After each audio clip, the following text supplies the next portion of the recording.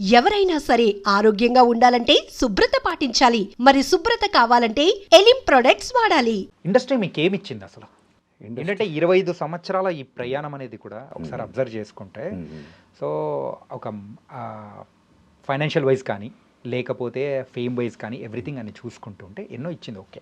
కాకపోతే మీకు పర్సనల్గా మీరు చెప్పండి, మీరు తీసుకున్న జాగ్రత్తలు కానీ లేకపోతే ఇండస్ట్రీ మీకు ఏమి ఇచ్చిందని మీరు అంటే దానికి ఆన్సర్ ఏం చెప్తారు? నేను అంటాను ఇండస్ట్రీ నాకు ఏమి ఇవ్వలేదు అని చెప్తాను. Okay. అన్నీ ఇచ్చింది నాకు ఇండస్ట్రీలో వచ్చిన తర్వాతనే నాకు దేవుడి మీద భక్తి పెరిగింది.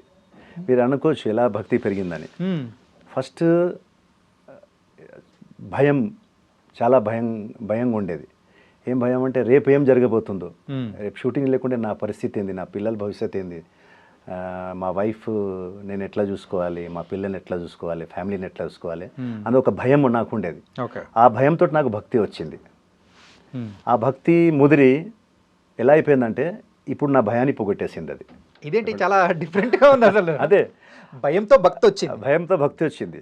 భక్తి ఉన్నప్పుడు భయాన్ని పోగొట్టింది. ఆ భక్తి ముదిరిపోయి, ఓకే. అంటే ఇప్పుడు నేను టోటల్గా ఎలా ఉన్నానంటే నాకు అసలు టెన్షన్స్ లేవు. నేను ఏది కూడా నా మీద వేసుకోను. ఆ భగవంతుడు ఉన్నాడు, ఎందుకు ఏదైనా ఇన్ని రోజులు 25 years నన్ను చూసుకున్నాడు, ఇంకా ముందు చూడడా, నాకంతా బాగానే ఇస్తున్నాడుగా.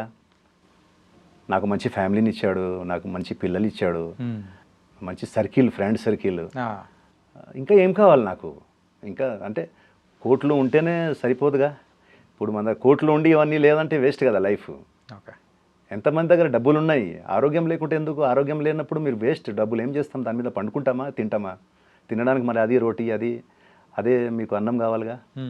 ప్లస్ రకరకాల వంటలు తినాలంటే మీరు మీ ఆరోగ్యం బాగుండాలి కదా ఫస్ట్. ధనాలు డబ్బులు సంపాదించే పిచ్చిలో ఇవన్నీ పోగొట్టేస్తున్నారు. ఫ్యామిలీని పోగొట్టేస్తున్నారు. బయట ఇల్లీగల్ అఫేర్స్ అని. నీకు సక్సెస్ వచ్చిందని నువ్వు రోజు రెగ్యులర్గా సాయంత్రం అవగానే నువ్వు తాగడము, తినడము అంటే నీ బాడీని నువ్వు ఎలా యూజ్ చేసుకుంటున్నావు అంటే ఒక డస్ట్బిన్ లాగా యూజ్ చేసుకుంటున్నావు. నువ్వు దాన్ని ఇష్టం వచ్చినట్టు చేసిన తర్వాత ఒకరోజు నీ చేతికి వస్తుంది అది. అప్పుడు నీ పరిస్థితి ఏంది? సక్సెస్ ఎప్పుడైనా రావచ్చు. సక్సెస్కి ఏముంది?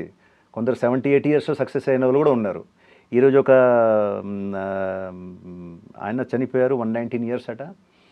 ఆయన world famous marathon runner, 119 years. అతను మ్యారథాన్ రన్నింగ్ స్టార్ట్ చేసింది 90 years అట. రైట్.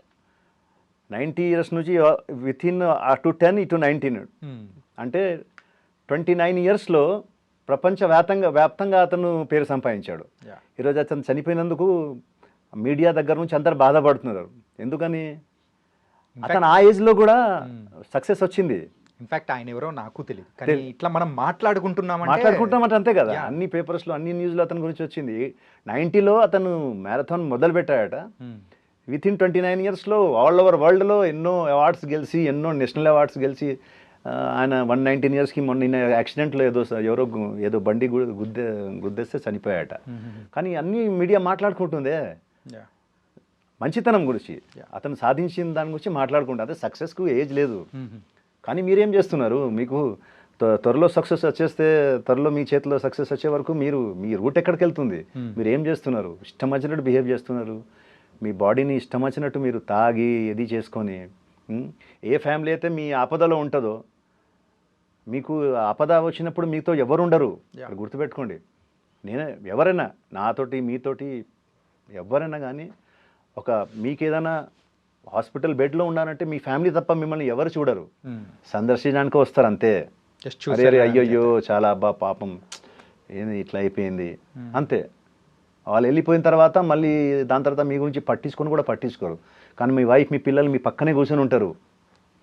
వాళ్ళు మీ గురించి అసలు మా డాడీ ఎప్పుడు లేస్తాడా బెడ్ మీద నుంచి, పిల్లలు, మీ వైఫ్, నా హస్బెండ్ ఎప్పుడు లేస్తాడా, క్షణం మా భగవంతుడిని ప్రార్థిస్తూ ఉంటుంది మీ గురించి. అంటే ఆ ఫ్యామిలీనే మీరు సక్సెస్ రాగానే మీకు నెత్తికి కొమ్ములు వచ్చేసి మీరు వాళ్ళనే మర్చిపోతున్నారే. ఈ బాడీ ఏదైతే మీకు ఈ సక్సెస్ ఇచ్చిందో, అసలు పని చేయాలంటే ఈ బాడీయే కదా. అలాంటి మీ సక్సెస్కి వచ్చిన ఈ బాడీని మీరు ఇష్టం వచ్చినట్టు వాడుతున్నారే.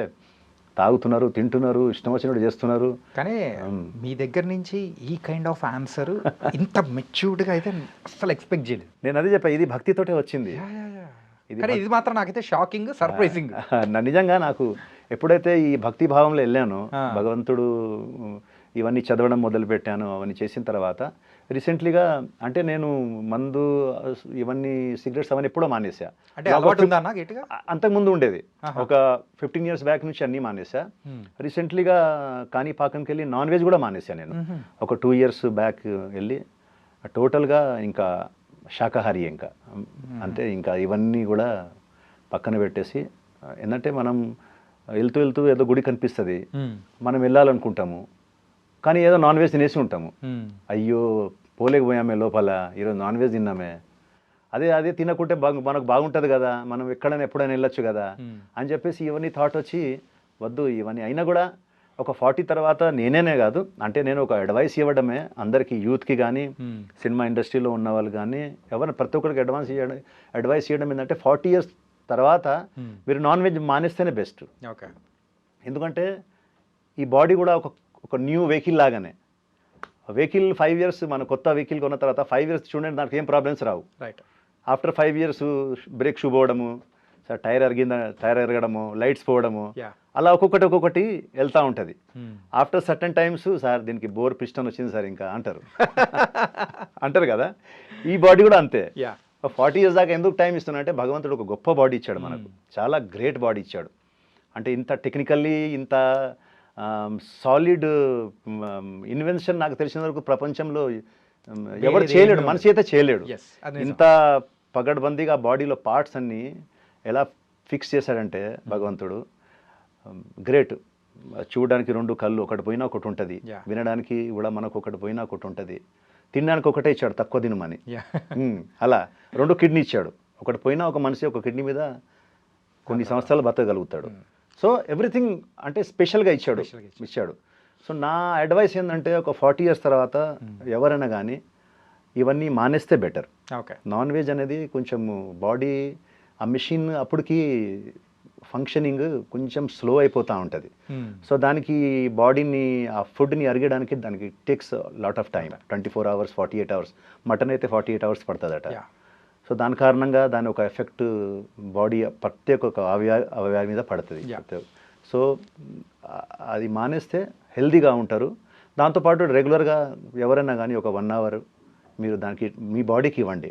మీరు ఇన్కమింగే తీస్తున్నారు తప్ప అవుట్ గోయింగ్ ఇవ్వట్లేదు.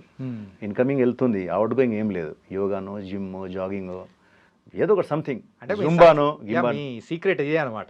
ఇంకా అంతే. మార్నింగ్ కంపల్సరీ చేయాలి, జిమ్ చేయాల్సిందే. అది 1 hour మనం అవుట్డోర్లో ఉన్నా కూడా ఆ రూమ్లోనైనా చేసుకోవాలి. ఏదో ఒకటి 1 hour 40 minutes to 1 hour మనం ఏదో ఒకటి పుషప్స్ ఏదో ఒకటి ఉంటుంది కదా, నాకు తెలుసు కాబట్టి ఒక 1/2 hour 45 minutes పెద్ద విషయం కాదు. సో నేను అందరికి ఇచ్చే అడ్వైస్ కూడా ఏంటంటే దయచేసి మీకు యౌవనంలో అంటారు కదా, యౌవనంలో గాడిద కూడా అందంగా ఉంటుందట.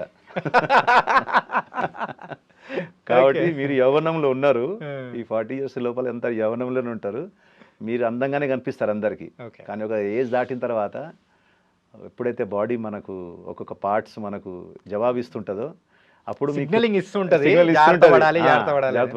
సో దీన్ని కాపాడుకోండి, కొంచెం దీనికి టైం ఇవ్వండి, ఒక 1 hour.